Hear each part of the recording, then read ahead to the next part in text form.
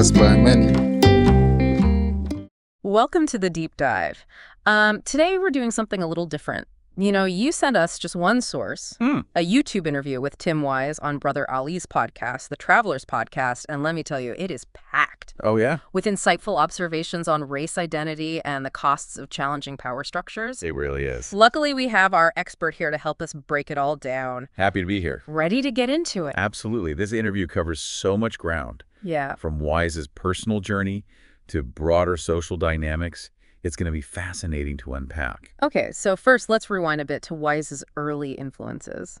It's clear that his understanding of racism wasn't formed in a vacuum. Right. He credits African-American communities and thinkers with shaping his worldview from a young age. It's interesting. Wise emphasizes that his understanding of racism wasn't theoretical. Yeah. It came from direct engagement with people whose lives were shaped by these systems.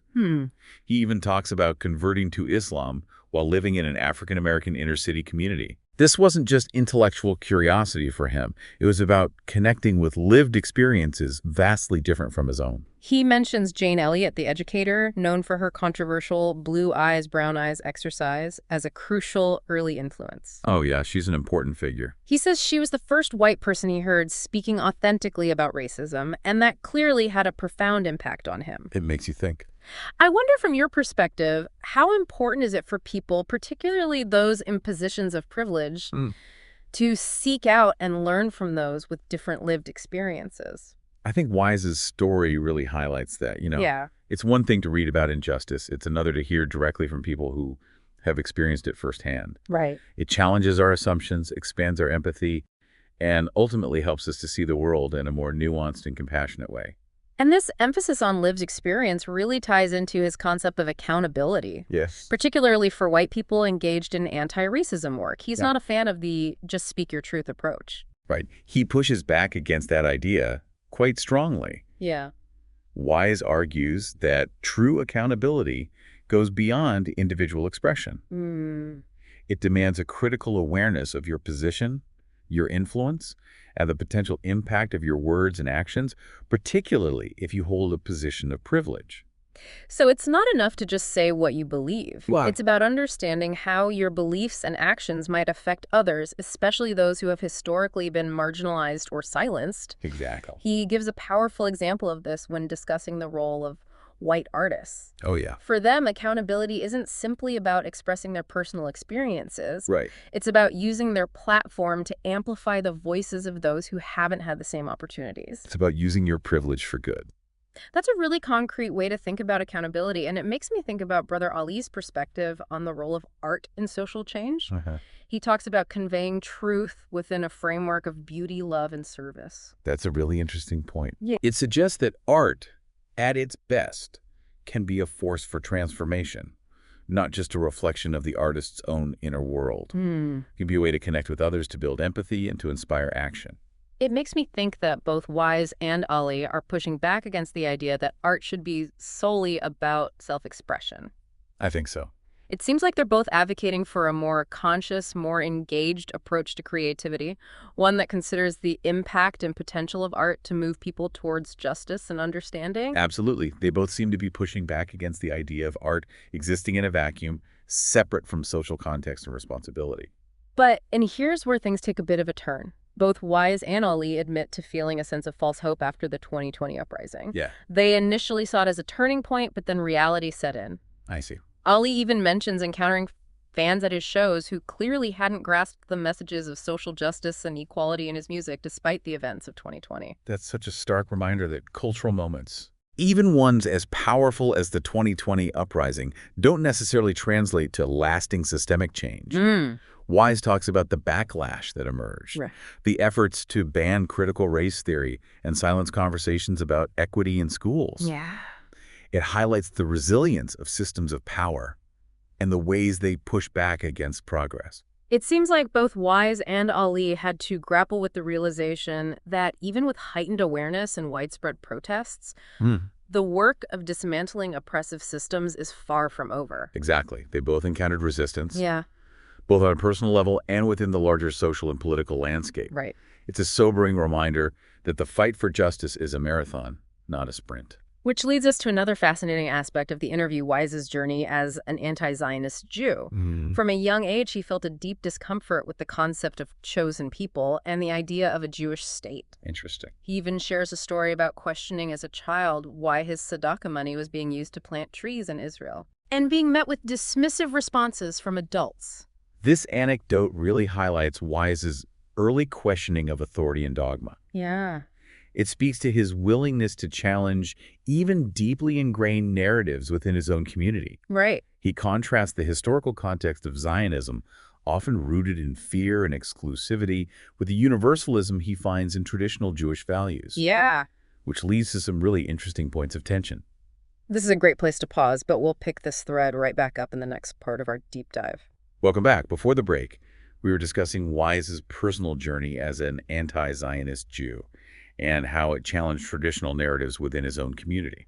And, it struck me how that journey mirrors what many white people are grappling with as they confront their relationship to whiteness and the legacy of racism.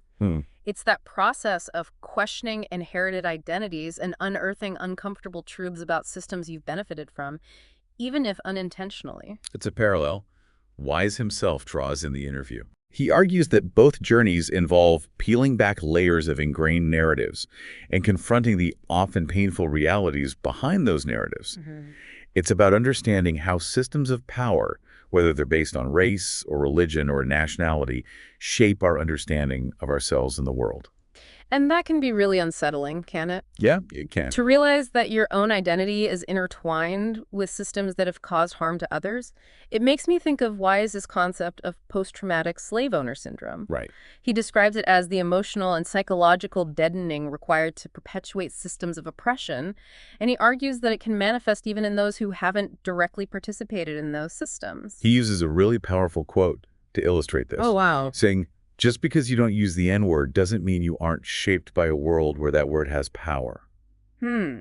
Powerful. It's a reminder that even if we haven't actively perpetuated harm, we've all been shaped by systems that benefit some at the expense of others. So how do we even begin to unpack that it seems like such a deeply ingrained, almost invisible force? Wise suggests that the first step is acknowledging the reality of those systems, even if that acknowledgement is uncomfortable. It's about recognizing that our individual experiences are always embedded within a larger social and historical context. He gives the example of the opioid crisis, which disproportionately impacted white working-class communities. He argues that it can be understood in part as a consequence of this unaddressed trauma, this sense of disillusionment and despair that arises from clinging to a system that ultimately fails to deliver on its promises. That's a really interesting connection. Yeah. And it speaks to the complex ways in which these systems of power ultimately harm everyone, even those who seemingly benefit from them. It creates a cycle of pain and resentment that can manifest in all sorts of destructive ways. And that's where figures like Donald Trump come in, right? Exactly. Wise argues that Trump's rise to power was fueled in part by exploiting this sense of vulnerability and disillusionment. Wise suggests that Trump's success lay in his ability to tap into this deep well of resentment and offer simplistic solutions and scapegoats, further dividing people and distracting them from the systemic issues at play. Which brings us back to the importance of challenging those narratives that dehumanize and demonize entire groups of people. Right. It's about recognizing our shared humanity and working to dismantle the systems that create those divisions in the first place. Absolutely. And Wise sees a potential path toward that kind of transformation in the growing number of white people converting to Islam. He observes that many of these converts are disillusioned with whiteness and see Islam as offering a way to reclaim their humanity and connect with a more universal sense of belonging. It's like they're seeking a different way of being in the world, a way that transcends those narrow, often harmful categories of identity. Yeah. It reminds me of something Brother Ali said about Islam's emphasis on service to others and the interconnectedness of all beings. That's a really beautiful way to put it. Yeah. It's just that for some, faith can be a powerful force for dismantling those narratives that separate and divide us. It makes me think about Wise's own journey and how his commitment to justice has led him to challenge power structures, even within his own community. Right. He talks about the backlash he faced for speaking out against Zionism and how it cost him friendships and professional opportunities. But despite the sacrifices, he seems to have found a deeper sense of purpose and authenticity through his activism. That's such an important point. Speaking truth to power. Challenging those narratives that uphold systems of oppression often comes at a personal cost. But Wise's story, and Brother Ollie's as well, reminds us that aligning yourself with your values, even when it's difficult, can be a profoundly liberating experience. And this leads us to a crucial point Wise makes about fear. He argues that fear, especially the fear of the other, is a powerful tool for manipulation and control. Yeah. He points to the way fear of anti-Semitism has been used to justify the actions of Israel, and he draws a parallel to how fear is used to justify stand-your-ground laws and police brutality in the United States. That's a really insightful observation. He's highlighting how fear can be used to dehumanize entire groups of people and create a climate where violence and oppression are seen as justifiable, even necessary. It makes me think about how those in power often benefit from keeping people afraid. It distracts from the real issues and prevents us from coming together to demand change.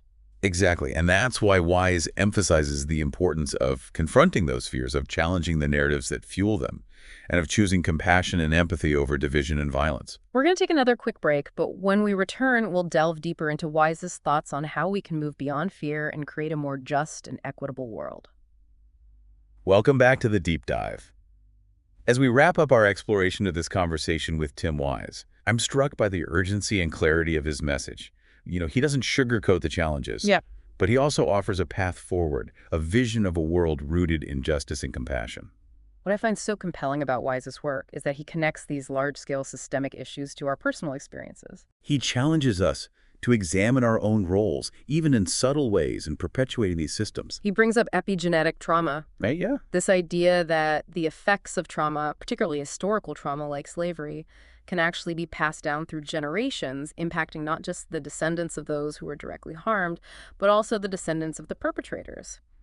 It's a bit of a mind-blowing concept. It really is. Mm-hmm. To explain it simply, imagine a family heirloom, a beautiful antique vase passed down through generations.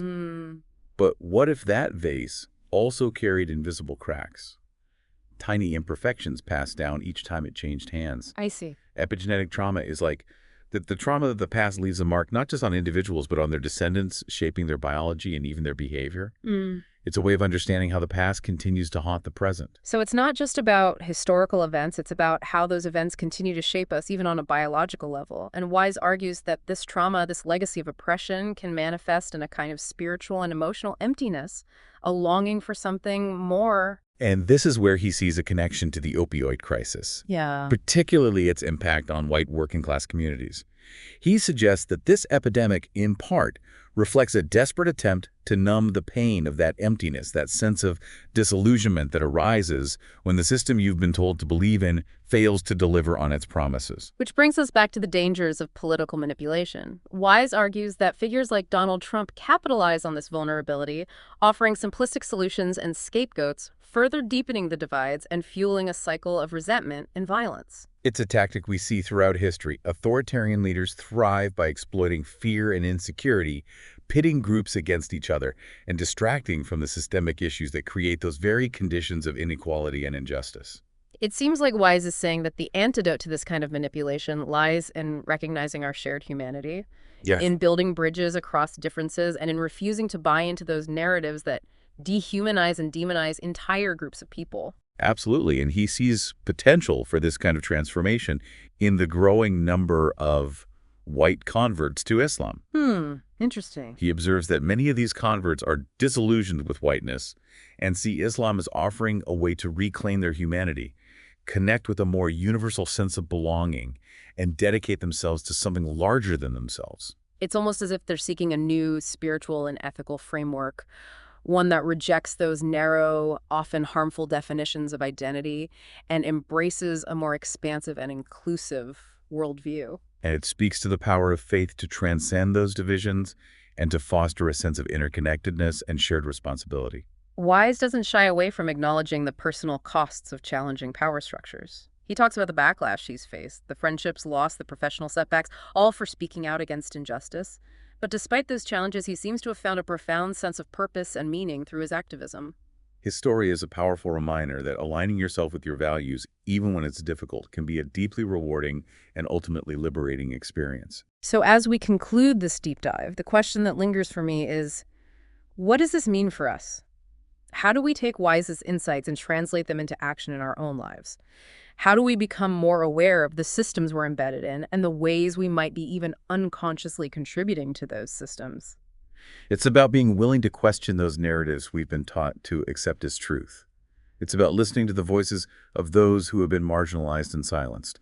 It's about recognizing that the work of dismantling oppression is ongoing, that it requires constant self-reflection, education, and a willingness to challenge our own assumptions and biases. And it's about having the courage to speak out against injustice, even when it's uncomfortable, even when it comes at a cost, because ultimately, as Wise reminds us, our liberation is bound up with the liberation of others. This interview is a powerful reminder that we all have a role to play in creating a more just and equitable world. Every act of courage, every voice raised against injustice contributes to that collective effort. So to you, our listener, we leave you with this challenge. How will you use your voice, your actions, your influence to move us closer to that vision of a world where justice, compassion, and understanding prevail? Thanks for joining us on this deep dive. We'll be back next time with another exploration of ideas that matter. You